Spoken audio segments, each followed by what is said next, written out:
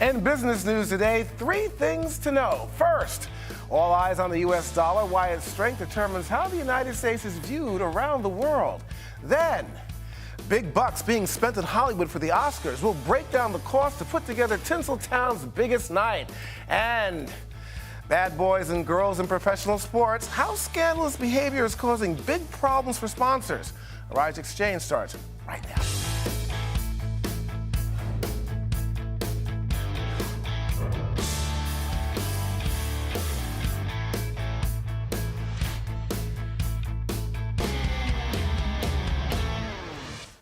Hello, I'm Julian Phillips, and in for Andrew Smertz. Stocks on Wall Street rose to a new high, boosting confidence in the economic growth. Even with the gross domestic product sharply down to a 2.4% annual rate in the fourth quarter, it was otherwise positive economic news. In February, consumer sentiment inched up, as did the pace of business activity in the Midwest, beating expectations. And pending home sales also rose last month after extreme weather dampened the market at the end of the year.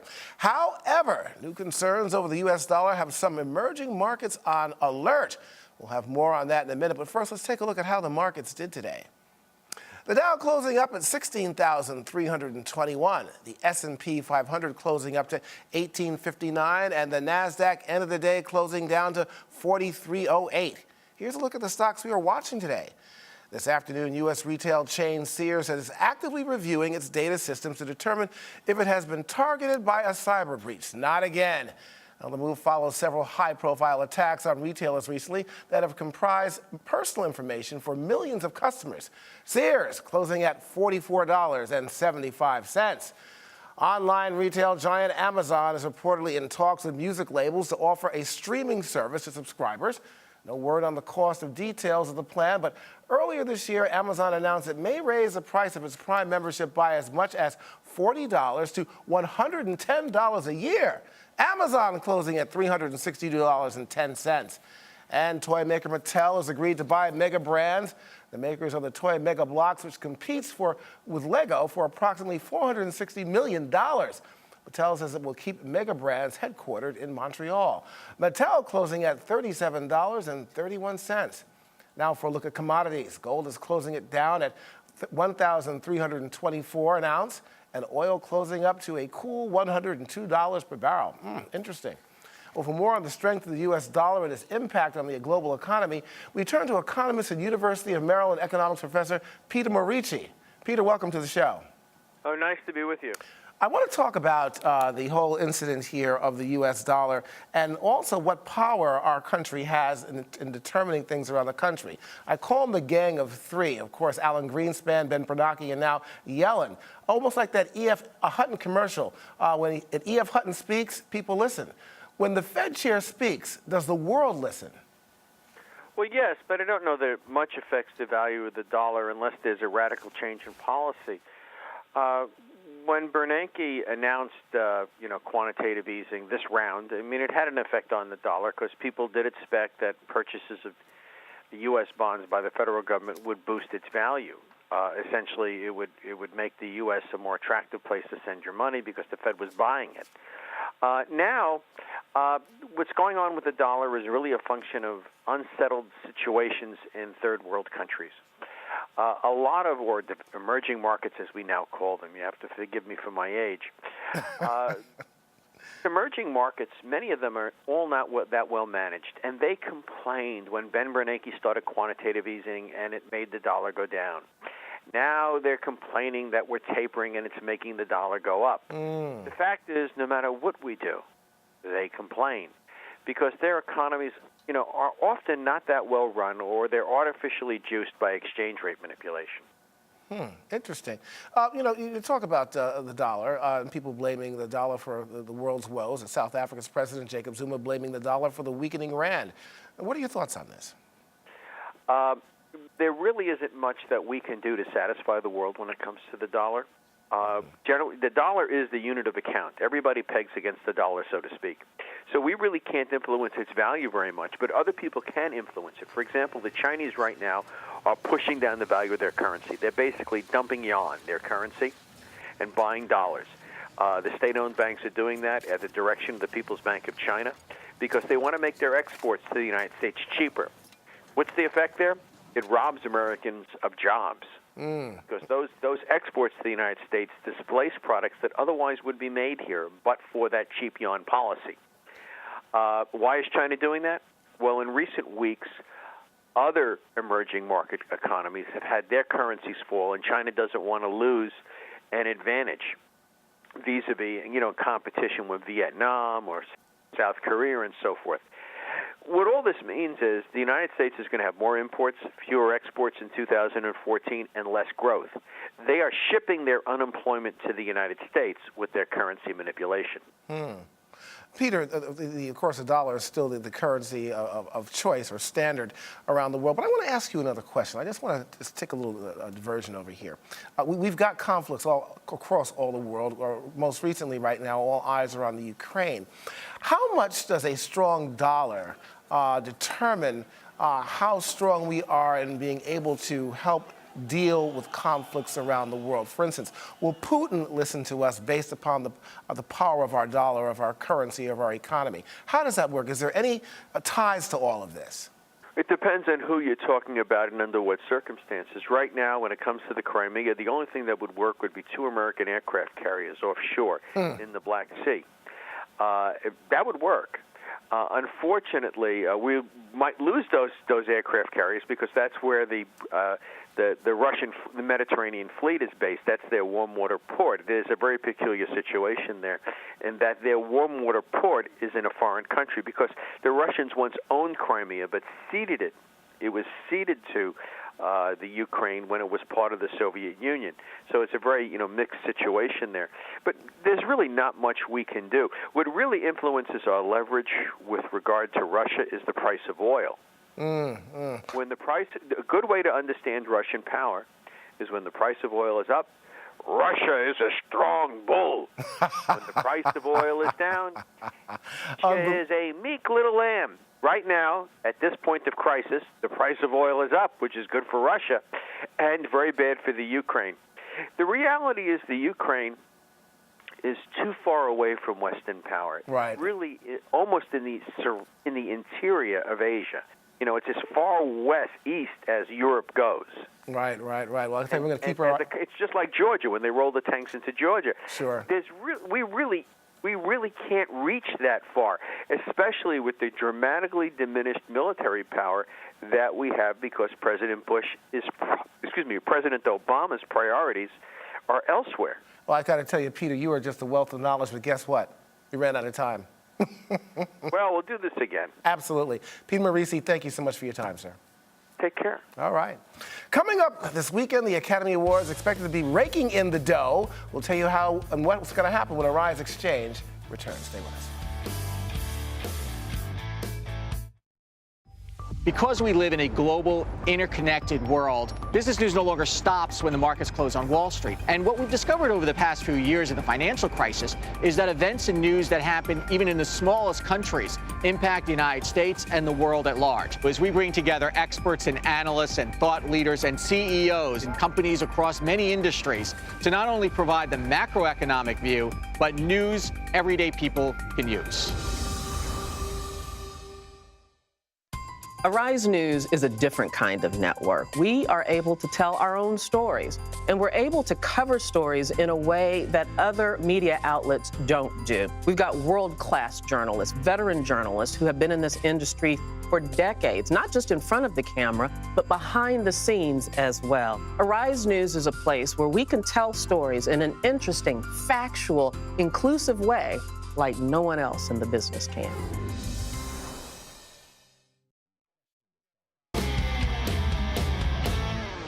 Well, now time for our business ticker.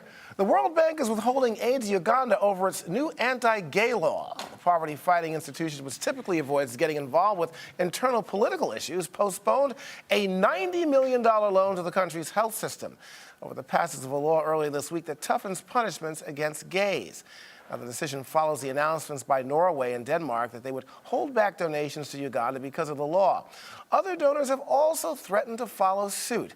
The United States says it was reviewing ties.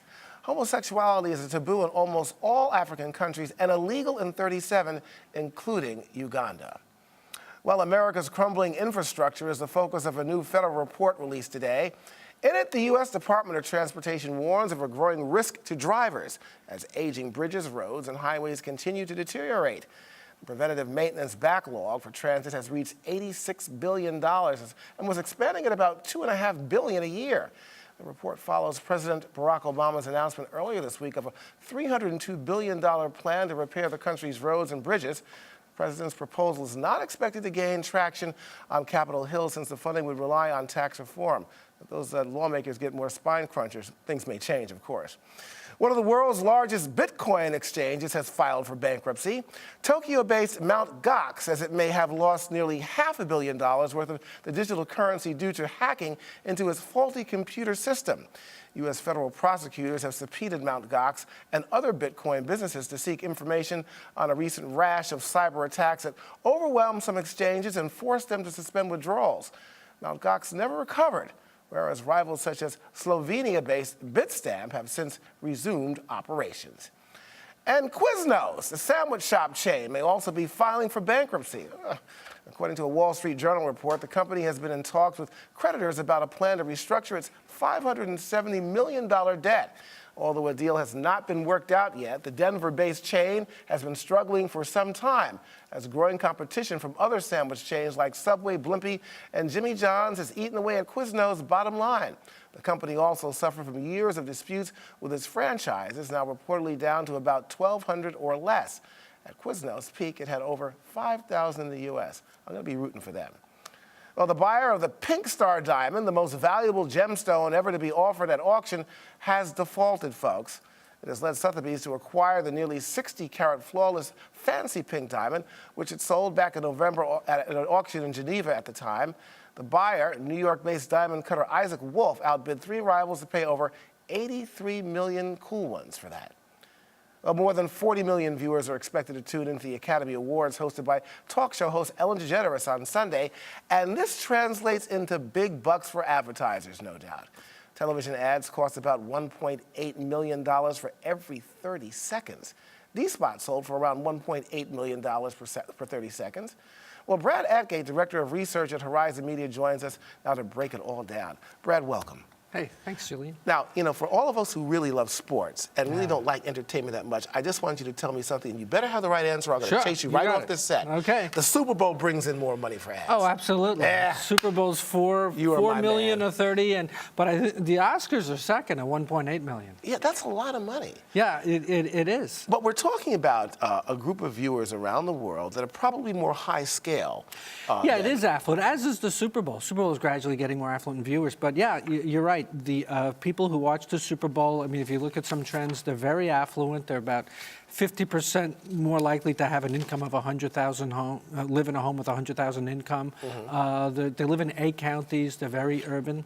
Again, I think there's a value there for some marketers. I think it's safe to say that you would find more women watching the Oscars than men? It's been called the Super Bowl for women, but really the Super Bowl for women is the Super Bowl. Really? Well, there are 52 million women who watched the Super Bowl earlier this month. Mm-hmm. The Oscars get 40 million total viewers. Mm. So 47% of the audience of the Super Bowl are female, and for the Super Bowl, for the Oscars, it's 62%. Break down the advertisers that say advertise for the Oscars, say as opposed to the Super Bowl. What are we talking about here? Well, I mean, they're pretty much the same. A lot of blue chip advertisers. I think to a lot of marketers, they're making a connection that this is a blue chip television event, and this is expensive 30-second ads, and there's a tie-in that they try and get into the consumer's mind, like a company like Hyundai, who's been they're in both. McDonald's, Coca-Cola, who are both heavily into their global Olympic sponsors. They're going to be sponsoring in the Super Bowl. American Express is in the Oscars, and they've been a long-time sponsor. So basically, we're talking about less local advertising. We're talking about basically a global phenomenon. Global, certainly Bonanza. national. Yeah, and certainly it's national in scope, and in some cases global. And the Olympics get more global because it's a global event, like a McDonald's or Visa. What can we look for this year? I mean, there's so much buzz about commercials for the Super Bowl and what to expect. I mean, are people really looking at the Oscars for the commercials? Or are they really looking for the runway to see who's wearing what? I think it's a little of both. I mean, first, Ellen DeGeneres is hosting it, and this is her second time. She did in 2007. She's got 25 million Twitter followers. I can't think of an Oscar host who's got more than that, and she's going to tweet. Absolutely amazing. Yeah. I mean, she's very good. She did a great job as host of the Emmys right after 9/11, and it's surprising she's only done the Oscars twice. Give me Billy Crystal any day. Billy, come back. Well, that's interesting. He did a couple of years ago. One thing the Oscars is getting is older and older, like a lot of television. The median age, even last year, was Seth MacFarlane, host from Family Guy. Median age is in its low 50s. It's outside the 18 to 49 demographic. So much money is spent on ads. We're talking about 1.88 million per 30 seconds. Can you tell me, Brad, what's the take for a sponsor or an advertiser? I mean, how much do they expect to make off these? Well, this is what's called event marketing, and we've just gone through a series of these, with the Golden Globes and we've had the Super Bowl, and we've had the Grammys and Olympics, and now it's fine. This has just been a marathon in first quarter, but it is event programming. It's something that's watched live, so the ads aren't going to be skipped. It lends itself to social media or experiential marketing, where advertisers can leverage being a part of the Oscars to put hashtags on the ads, or interact closely with consumers about, hey, do you believe this person said this, or can you believe she's wearing this dress, or I can't believe this movie won that category. So there's a big interactive component to this that you don't really get from a typical entertainment show. Well, I got to tell you what, the reason why I like the Super Bowl and sporting events because it's wings, not Grey Poupon. Would you please pass me the Grey Poupon? Somebody runs 100 yards of glory. It's not going to happen, Brad. I'm telling you, it's not going to happen. Well, you're not alone, I guess. In close, we've got about 30 seconds left here. How many people are you expecting to tune in this year? I mean, what the highest amount of people that watched, like some over 50 million? 55 million, and that was in 1998 when Titanic won. And that's the biggest grossing movie ever to win. I would suspect it's going to be somewhere in the vicinity of 40 to 42 million. What's interesting is the most watched most watched Oscars since 2006 was the year Hurt Locker won, and that grossed only 17 million in box office. So it doesn't necessarily have to be a big film. Well, I'll tell you what, we've run out of time, but I'm going to have a wing, and I guess my wife will have the Grey Poupon. Brad Eke, thank you for joining us. Thanks, Julian. It's a pleasure. Okay. Ahead, why sponsors are finally pulling the plug on athletes' bad behavior. You're watching Arise Exchange. Stay with us.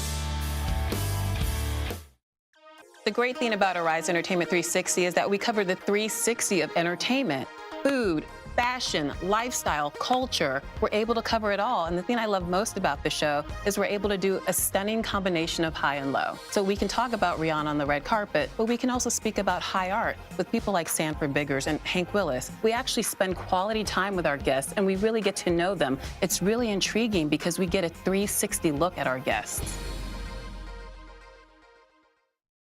Arise serves underserved communities by bringing them news, information, sports, and entertainment from places that are becoming part of the world economy, that are becoming a part of the world voice, and decisions that are affecting things in the world that people care about. They care about the economy. They care about safety and security. And if you come to Arise and you watch our broadcast, these are the things we're going to bring to you every day, 24 hours a day.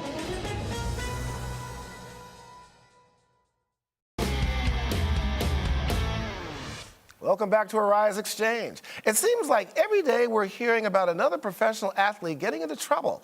From National Basketball Association player Raymond Felton's arrest on gun charges, the former National Football League star Darren Sharper turning himself into authorities last night after being accused of rape. Sadly, the list goes on and on. Millions are left on the table, leaving sponsorship scrambling. What's the impact on this bad behavior on their brands and earning power? Well, let's ask sports business analyst and Oppenheimer and Company Executive Director Stephen Colavito. Welcome to Arise Exchange. Julian, it's great to be back. I just want to make sure that people understand that the overwhelming majority of athletes are good people. They're doing good things. It's the negative things that stick out. But I just want to ask one thing before we get into the economics of this. What was Raymond Felton thinking after Plaxico Burress, that fiasco a few years back? Why are these folks carrying guns? Well, it's interesting you talk about Felton because the rumors right now about Felton are that he may have been set up by his ex-wife. There was a bitter divorce, and so there's an ongoing investigation. You're right. You would have thought that he would have learned kind of the Plaxico Burress lesson, but and because New York is obviously, has a high gun or a gun law that doesn't permit anybody carrying, but I think that pardon the pun, the jury is out a little bit on the Felton case, and there's going to be an investigation, and we'll see where it leads. But there's a lot of rumors swirling around about Felton. But you're right too. This is a small amount of athletes or a small amount of entertainers, but in a 24/7 type of entertainment news cycle that we're in, when these athletes or entertainers do something wrong, it's put in the news pretty rapidly. Right. Well, look, Steve, of course, obviously the jury's still out on this. I mean, but the fact of the matter is, I guess the gun is still his, even though it may not have been registered legally in New York State. But we'll see exactly what happens to that. Raymond Felton, though, is not, I would say, not to be insulting, I guess he may be a B-level athlete in the NBA. So I would assume he probably doesn't have a whole lot of endorsements. But whatever endorsements he may have had, I'm sure they're in jeopardy whether he's found guilty or not at this point. There's no question. I mean, you take a look at like a higher profile athlete like Kobe Bryant. Remember when he was in court on rape charges, he lost multi-million-dollar endorsements. One was Sprite, and it took him 5 years of after that in order for him to start getting endorsed again. So to your point, there's and to the segue before, corporations are putting millions of dollars in advertising, and they're putting millions of dollars into these athletes and entertainers. So there's big money on both sides that are being lost when something like this happens. Correct me if I'm wrong on this, Stephen. I would assume that for a number of athletes, I think with Tiger Woods, he makes probably more, or he did make more in endorsements than he did actually on the PGA Tour.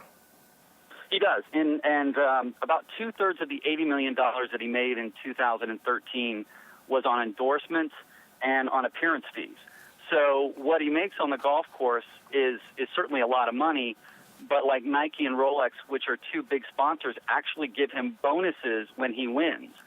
So he makes most of his money on endorsements and appearance fees. You're right. You're absolutely right. Stephen, let's move away from the athletes to the advertisers, the companies themselves.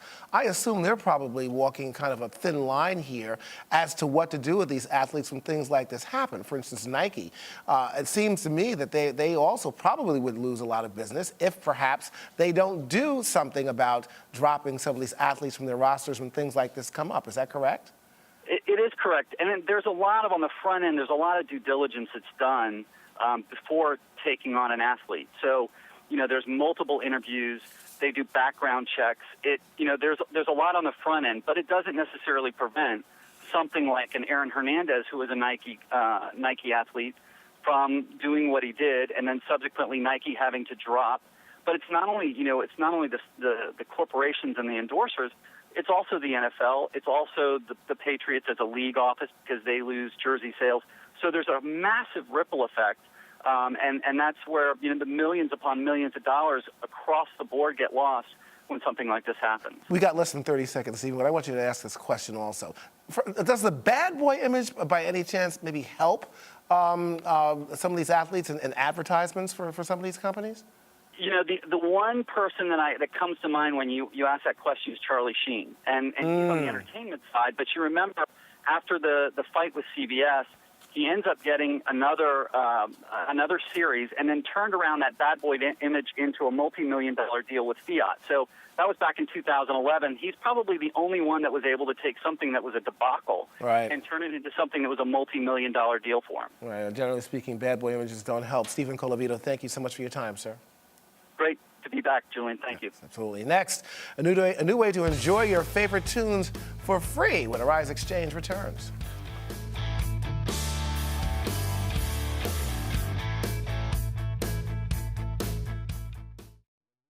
What One of the great things about Arise News, it is truly a multicultural global channel that is paying attention to communities of all different kinds, not just here in the United States, not just in Africa, but all around the world. As we're giving a voice to the people that don't traditionally have the kind of a voice that a mass media organization can have. You're getting here at Arise News that you're not going to find at the other networks is a unique perspective, and I think that's part of what Arise is here to do. One of the great things about Arise Entertainment 360 is we have this Arise to Your Health segment, which really focuses on the holistic approach of being healthy. So we do everything from working out to juicing to getting in shape by doing fun exercises like bouncing on a trampoline or wearing these bouncy boots on our feet when we're jumping all over the set. We've done karate, we've danced the weight off, we've done just about everything. And of course, I love when we eat on set, but we do it in a very healthy and clean way.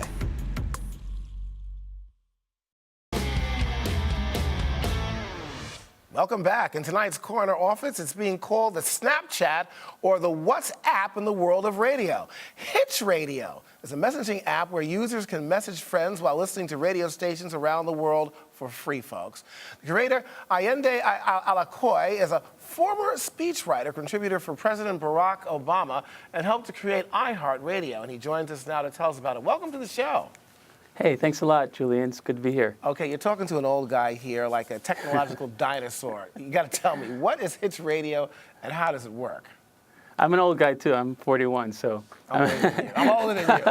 Unfortunately. Well, I remember 45s, and I remember listening to radio. And I remember when radio was just a fantastic thing that you could listen to every genre on the same radio station. Mm-hmm. And so that's kind of what we wanted to create. You know, that moment when you would call up your best friend and say, hey, turn on WKYS in DC and listen to the station because that's the song that's the song that, you know, we were goofing off to the other day. Mm-hmm. So that's what we've done. We've secured over 20,000 radio stations from all over the world so that you could go to Hitch Radio, type in anything that you want to listen to, and we search the world in real time to find where it's playing on the radio at this moment so you can hitch a ride on that radio station.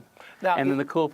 No, go ahead. What's that? Go ahead. I was just going to say the cool part is that you can actually send a message to your friend and let them know what you're listening to, and that message disappears when the content goes away too. All right. Now, I'm famous for this phrase. If it's not about the money, it's about the money. And my question to you is, how do you make any money from this? If there's no cost, where's the money for you? We do it the old-fashioned way. You earn it. You know, yeah, we earn it. And we earn it through, actually, my background's radio advertising. So I was one of the top salespeople for Clear Channel and for CBS. So I know the world very, very well. And radio is actually a $40 billion advertising industry globally. And so what we do is we're actually being the bridge for radio to walk into the digital age. And we bring that advertising dollar with them. And so when you're hitching a ride on a radio station in Johannesburg, we're going to send you a local ad that is relevant to wherever you are at this moment. All right. Well, does that make sense? It makes sense. It makes more sense. Let's get down to the nitty-gritty here. I'm going to expose you right now. Facebook just bought WhatsApp for $19 billion. I'm sure you're seeing some of that money. Well, we're really excited about it because we started Hitch Radio in 2010, and we were way ahead of the curve, right? We were talking about sharing radio and sharing real-time content with your friends, and there was nobody else doing anything like that. And so now fast forward to 2013, and we decide to make a pivot, right? Because when we're sharing radio on Facebook and sharing radio on Twitter, that's kind of something that will expire very quickly, but people are not accustomed to thinking about Twitter or Facebook in real time. But when Snapchat sort of came on the scene in late last year, a light bulb went off, and we said, you know what? If we're sharing radio in the same way that Snapchat is sharing instant messages, people are going to get it. People are going to be able to tune in instantly and share what their friends are listening to, and that's what we did. Well, see, I like old guys like you, the way of the 7845 and, of course, the 8-track, and, of course, you're so smart. You're launching a new app soon. Tell me about this. Yeah, so the new app is we are the first radio app for instant messaging. And so when you send a message to a friend, whether it's news or sports or talk or your favorite song that you're listening to, that message is going to disappear. That message of, Hey Jane, this is the best song ever, it's going to disappear after a couple minutes. Wow. So it's the first time that that radio has ever been sort of in on this messaging game, and we think it's going to take off. Unbelievable. I'm sure it is, because you're a smart guy, and I love it. I'll tell you what, we've run out of time, but you are just a blessing. I think I'm going to get involved in this somehow. Thanks for I hope you. Well, let me just say this before we go. Real quickly. We have 500 we're debuting on 3/6 on March 6th at South by Southwest, and we're just opening up to 500 people. Thank you, Yende Alakoy. Thanks so much. Thanks so much. Okay, we've run out of time here. Schmertzy will be back on Monday. See you later.